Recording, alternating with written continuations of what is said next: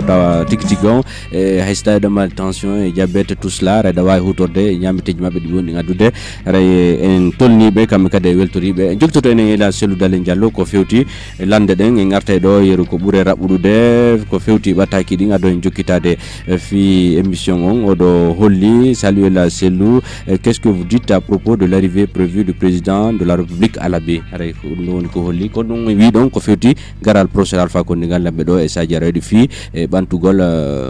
nedi dabeji dinka no kureji men. J'ai pas de commentaire sur les visites que le président effectue à l'intérieur des préfectures. Non, l'abbé on ko l'abbé todda cette fois-ci. Il y a pas de problème, j'ai pas de commentaire particulier. Mo dala ko hollon ko fewte dun don haday. Non, rien de spécial. C'est ça. On n'a pas de commentaire. Voilà, on continue à autre chose. Certainement, on aura une autre question. Voilà, bonjour, je veux que vous demandiez à la Selou comment il trouve. Non, c'est l'arrivée de Selou. Il a compris, on a compris. Bonjour, la radio GP20. Bonjour, mon président Ela Selou Dalen. Comment l'UFDG doit faire pour que Baouri cesse de parler au nom de l'UFDG? Ko honno baw ko honno UFDG on watta fi yo bawri accu yewtugo leydi UFDG on parce que jusqu'à maintenant il parle bay ha ko fewndi do himo yewtude inde UFDG kanko ni vice président c'est pas Mike Pula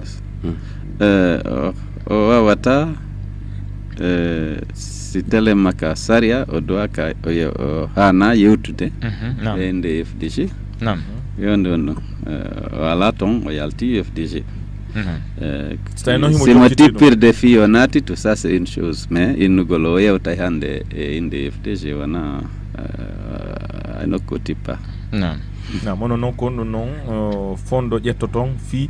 accintingol mo mbahi mo jokkiti ha joni o accitana yore makko wana o yetti no siège o dum manike dum fo on accita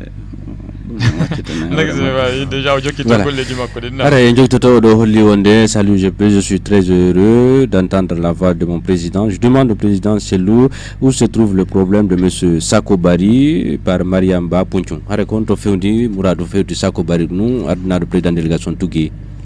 Joni me de yewtude avocat makko mi noddi mo Conakry do joni men gayni yewtude minani Sako nona woni seeda me tay joni ko ndaro yamo me duman no jokka me da felliti ko aden ko toñado ray no tanjina nyande procès am wadi o hettoto. D'accord. Ray holli odo je m'appelle Kuje Mujitaba Kula ray ko ila sellu yewten tigi ko stratégie mbo ben jettude fi ardegol mabbe sectoria 2020. Dun no dudi be wade non don émission ko d'abord ko holnugol yimbe ben wonbe ka parti ben holna heddibe ben fiya be ar ka parti be holo wonde masalaji sello ardike lending ko lagine fo wardanto wana sifa ko wonde yide ande kon ara ko sengo ardana ko lendi fo jibinande lendi fo alaji sello ardanto o wakkilotole ha dum don wona gonga wonde makala jibi fannama jibinande lagine no innete o ka jibini aw parti ka woni o fannama o bonna alay mo dandi mo teddi odo holli wonde mo lando la sellu be holli wonde arragol parti no satti ko honno be wawata ardode leydi ndin fo be fala ardade lagine so enni no weli fi ara yaali ko fi ko wana gonga ardagol parti non ko weli fi yimbe ben no duudi mo ben no wodi ko fala mo ben no mat hakkil mon ko nabi ko ya si a woni yeso ko ya geru fo forta e wonde wotere ko mo be non wonde aray mo be harano felliti ko sikki konko dum do woni gonga ma ko dum do woni nafata jodagol hawtindira dum fo hollita explicana yimbe ben ko honto intérêt parti on woni ko hombo jogi gonga si be lurri no halirden nane non dum wona ko welifi et puis c'est da woni parti be na ba mission ji yigol yida yimbe ben si be hebi haaju tawa hida tawa ma hida immini ko tawa dum non fo wona ko welifi ko sa en non ardagol parti o ardagol leydi o wona ko welifi ko be tawa on tigin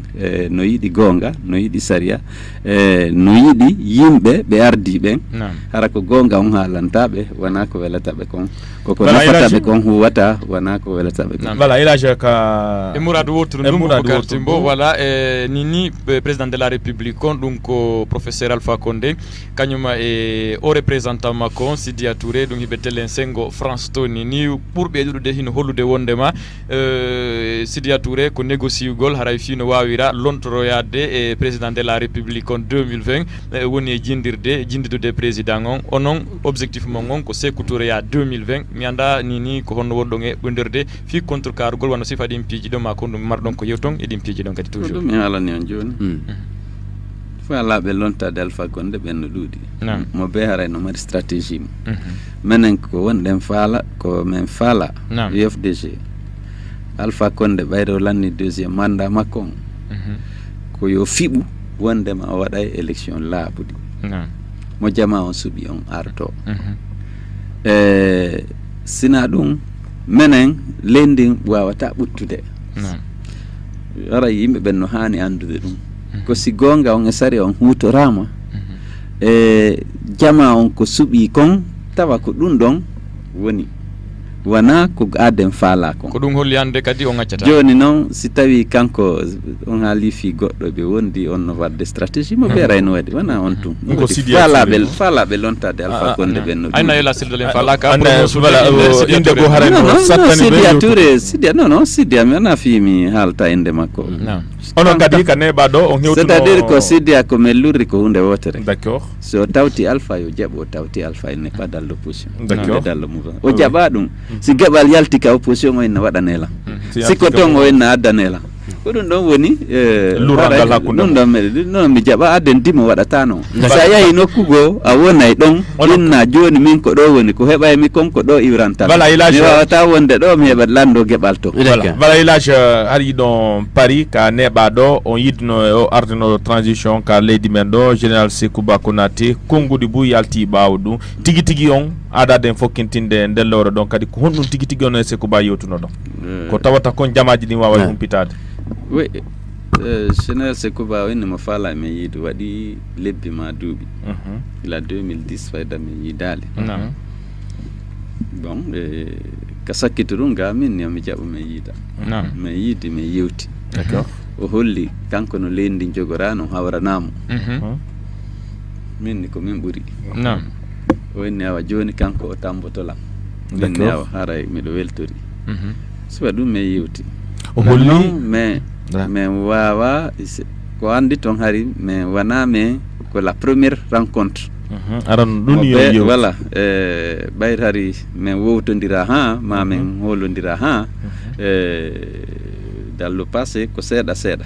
kono noon ko min yewti ɗon kon o wenni kanko leydi no jogora noon hawranamo o wayi was tawi hara o holluno on ɗon haɗa ko communauté international on holluno yo on jaaɓu woote président waɗɗe 2010 ɓayi e wi'ima ko onon folluno ɗen woote haɗa ɗum waɗi naɓa artira fota hande mais yewti piiji buy min nimo ko kanko yettoto ɗum ɗon min mi wawata haalde piiji ko haali piiji ko haali ko kanko yetto jama o woli taw so woli ɗum ɗon noon so wata won miɗo tooñi mo ma miɗo wirti gundo ko kanko gasata yewtude piiji go sifa ɗin ɗi haal ɗon e nder ɗum noon o holli wonandema ko haray ko kanko encourage on yo ɓatto Alpha Condé golliɗo e ko kanko kadi encourage non yo waɗu politique mais yewtali ɗum fof ila 2010 donc mais yewtali o innali mi ɓatto Alpha Condé ma watan ɓatto Alpha Condé dans ça ela selo apparemment général Sékou Ba Konaté holluno onde kadi 2020 haray ko onon suta ka jullere law mi anda so tawi saabije ɗen ko noon Alpha Condé jolli fi 2020 o inni komin o tamboto en wolle fi stade 28 septembre on tawdana e mum Mourad ɗin hande noon yarde noon Buy lintama e mum kanko Sékou Ba Konaté o linti Buy Toumba Diakité woni ko joguita ko ɓuuri e newade ɗo en wolu fi Mouradi gouvernance et économie no fewdori noon ka nder leydi men haray ko honɗum marɗon ko hollon no on dossier woni yarde noon hande bon min ka hakkille an noon ɓayre gouvernement no inde ɓe ala kalisi ko dossier mettuɗo fi ko ɓuraynoɓe naɓa ɗum ka CPI ɓay ɓen no faala par ce que dossier on wela fi ɗum ɗon ko volonté e la selludale on min simi landanoma ko ɓuranimi koyo CPI on ƴettu dossier on gère. C'est parce que Kalisi ala ka ko non on a fait Kalisi ala déjà d'abord beni bebe jonne walle Kalisi et tout ça et gérugol décision Guinée do no satti kako ban wala cuudi ñawidi di wala fi no metti fi wona honno mettiri fi wona honno mettiri fi konto ngakkere den tigi tigi wonata hélas on holaki cuudi ñawirdi mondire on holaki cuudi na ñawirdi di ngay nay oui sifa ɗi dossier ji ɗo no teddi no wawi ɓe teddande no teddani cuuɗi ñawirde ni voilà no wawi teddande cuuɗi ɗi influence ji no woodi influence ji ɗuma ko ɓurno ko halfingol CPI on ñawgol ɗuma on ɗum ɗo yimɓe ɓen par ce que ɓe guinéen ɓen holo ko yaltata e mum kon iɗon andi Guinée ɗo ɓen hutodiri il y a une crise de confiance énorme entre les Guinéens et leurs institutions ce serait infiniment mieux de confier ce dossier à la CPI pour qu'elle puisse continuer les investigations, situer les responsabilités et prononcer les verdicts. D'accord. Ara yarte ko gouvernance ko voilà ko honno yirɗon hande leydi no ardorano en matière de gouvernance en yare taw ko infrastructure ji. Bon alors telle maka infrastructure do ren date mon den mi anda honde tuma date men de la on tawdaka non d'abord date leydi ka fewndi date men de non mi sikki ha han date den kanirali wano e ngal do d'accord telen maka mon do labe kamen do menen ko Conakry d'accord date den so jetti do labe Mali labe Tugue labe Koubiya labe Leluma ko honde tuma entretien wayri wadde ɗo si contrat hoy waɗa rowani ɗum kadi lannali ɗon andi ɓe waɗa contrat ji ɗi ɓe ñamita mbuɗɗin ko ɓuri kon donc iɗo reni ɗo e Conakry oya lanɗo lending in no sayi go woko min waɗi silande data ɗen no boni woko min wonno moƴƴinalde ɓay kala ko moƴƴa kon sago maɓɓe koye faye hore sellu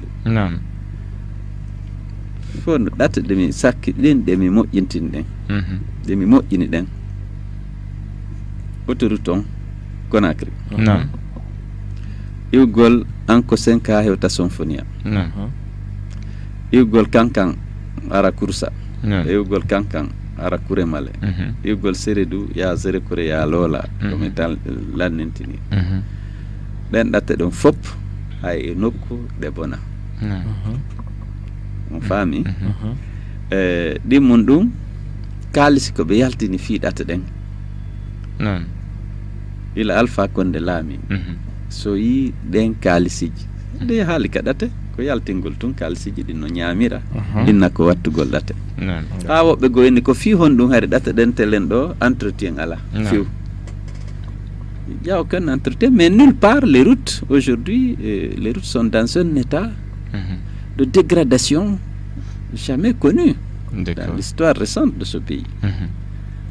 e mbuɗi buyla yaltinama so ndaari mbuɗɗin ko yalti ila Alpha Condé inde moƴƴintingol ɗate mais les routes ne sont jamais réparées hande jama on ko tampi kon fus ala yimɓe no tampi heege yimɓe no tampi tooñede haasede e hersinede hara ko ɓe waɗirte ɗum ko fihi ɓe parti goo ma fihi ɓe leñol goo ela sellu gasa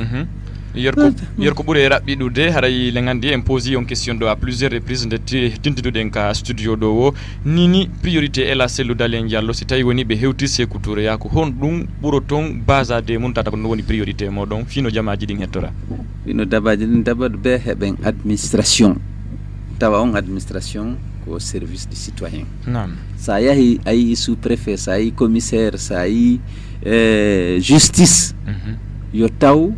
haray koko wallitotoɓe ma siko a toñaɗo siko a jattaɗo no henditira no hettira ko jattaɗa ɗon keye ma on siko gonga ma on jattaɗa no hettira ɗum no ko d'abord il faut qu'il y ait un état de droit une administration efficace débarrassée de la corruption, du laxisme et de l'impunité vraiment mettre la rigueur dans l'administration réhabiliter l'école en me promenant là je vois des jeunes enfants dans les villages je sais que leur avenir n'ont pas d'avenir parce qu'il y a d'abord il n'y a pas l'école la qualité de l'enseignement elle est pourrie et c'est ça aujourd'hui nous vivons dans un village planétaire l'étudiant le citoyen philippin, le citoyen guinéen, le citoyen sud-américain, nous allons tous nous retrouver sur un même marché du travail. Parce qu'avec la mondialisation, il n'y a plus de frontières. Si les jeunes Guinéens ne sont pas formés, outillés pour affronter cette compétition, dans leur propre pays, il ne s'agit pas d'aller ailleurs. Les Ivoiriens, les Sénégalais, les Philippins, ils seront là pour chercher les emplois de bonne qualité. Il faut que les Guinéens puissent kambe wonno kuntigi on hande ka sama fendo be wontidi RPG bibbe to ben woni ko immi wobbe mudum holli wondema ben don hande kadi hana ardade be joddini wobbe go mi anda ko no yirudon no parce que ni hande no yeddotirede mo wana seeda don andi naam mi ala ukade affaire conflit entre les ressortissants. Nous tous nous yirudon non déjà. Non, écoutez, voilà. Non, moi je suis pas de la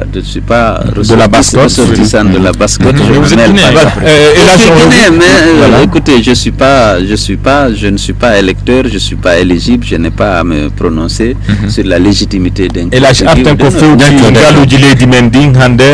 ne ballo dum ko ACW fejjude juma ACW gouvernement o wadi ko nete retraite gouvernementale fi yurnitagol ngakkireji ko fewti no lending ardola non e wi'imon hande qu'est-ce qu'il faut réellement fi changugol on don quand on prend le secteur de l'énergie aujourd'hui tawata courant on e ko nanditata no ngakkini fota do ngandi yimbe ben be dayna yimbe ben deux fois courant no manki fo no fala e courant gouvernement on ko dum utiliseta au micro pour enrichir le plan so ndari ila Alpha Condé di contrat ji din wadadi on fuddorto askere brass 122 millions de dollars din do yaltina golle den wadaka be addoy ko innete kon ka énergie don andi beeda tay waawali wadde golle den be yobama tay o inni be courant hebo ben don ari hodin dum fop ni contrat ji wadadi fop appel d'offre wadali ko noddugol jaatigi jo makko ma siddo makko on ara jettana en dum do de do balde en 2017 do be jonni contrat goddo go enete do Moridiane be wadani mo contrat wo ko fournisse courant gouvernement on soda courant on be jonni mo kisan 24 millions de dollars be wadali appel d'offre be wadali hay fus ko noddugol tun goddo bay ko jaatigi an kade hikkoro do donc si courant on ko wada telen courant wo be na ko fiyo jama on hebu courant mais har an tigi on ko fi no goddo go gido ma musibbo no hebira kalsi jetta kalsi di non sina dum sida fala wadde sifa marché ji sifa din tu payes tout de suite 24 millions de dollars fais un appel d'offre même si tu réserves l'appel d'offres aux nationaux mais il faut l'égalité de chance wana yettugol jawle lending hutora fi inami do wada de courant da fo no jabi il faut du courant d'accord il faut des routes mais si be jettu de carte route jidi fo mi halani non yatuma do contrat ji ko be wadi ko fop ko noddugol ennami bon mi jonnete mojjin nangala o do be wada surfacturation jara c'est 3-4 fois le prix d'accord c'est normal ngun ko den on corruption et détournement de deniers publics c'est donc acciali be wada retraite ji laabi sappo et là c'est le chef de file de l'opposition qu'on a donné ko ardi au parti FDG ka chef de file de l'opposition poste don ray ko hononini fi on dodon on jonnama local on jonnama otowal on jonnama garde corps salaire mon wali ka ko hono doniri be fodi ay fus mi andaki rewol mi andaki ta mbudu kono be ni ko a disposition be ni be wadi en place dans le budget be wadi la lettre hollitu golla ils ont mis à la disposition et ça jigo hay wobbe no holuto wangal mi anda si tay dum mi andaki otowal mi andaki taw hay mbudu hay hiwabe tam be ni non mi indike non kaydi lettre wondema ka budget prévoyama une ligne où pour le financement du cabinet des activités du chef de file de l'opposition. Ça y est, on a celui are nanda ko dum marno ko lon fi au troisième mandat ko na wolé fi projet Alpha Condé. Non, mais c'est qui dum aray mo laki Alpha Condé lando to troisième mandat wala fi ko ade yiddo lamu adna makko fo ko fi dabbere lamu wana go fi develop ko lendi ko karam wacci tirtani kono o yidu no gite makko non on a ka gite makko ko yimbe yida be makko ben buyno wadi wonde man ko hakkil makko num mi anda ha joni par ce que yeyde kemo wona ko gasata hari mo fala nole mo fala kan mo fala ça c'est sûr ko firta yeso latina nam artan ko fewti ko ɓuuɗe raɓɓude hiware jamaji ɗi insécurité on no fewdori noon ka nder leydi men ɗo ko noni ono wimo solution o c'est à dire ko be administration o ka sa la police la gendarmerie l'armée rigueur waɗa mo be haalane ko watta kon sa waɗali ɗum hara anday a waɗay ko sécurité citoyen ɓe ɓen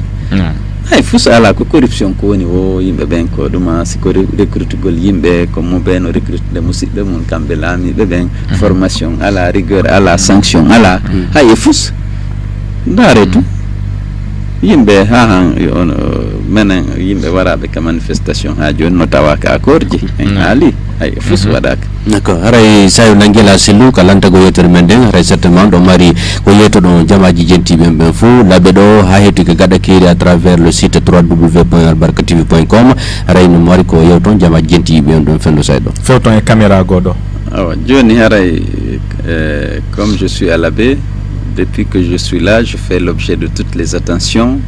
de la part des autorités religieuses, des militants de l'UFDG, des responsables de ce parti. Je voudrais vraiment les remercier très sincèrement pour l'accueil chaleureux et la bienveillante attention dont on m'a entouré depuis que je suis là. J'encourage les militants de l'UFDG et les militants de l'opposition de façon générale à rester mobilisés pour exiger l'application de l'accord du 12 octobre. Il est indispensable qu'on aille enfin à des élections locales et que les chefs de district, les chefs de quartier et les conseillers communaux nommés soient remplacés par des élus, par des gens élus sur une base objective.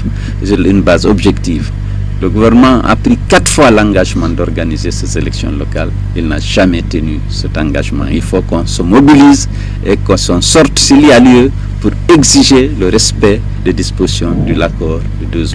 12 octobre. Ko yen immo wata en hulu ndi leydi ko kafandi ko wen immo daroɗen ha gonga on tabita ko halda ko hunne sariya on rewre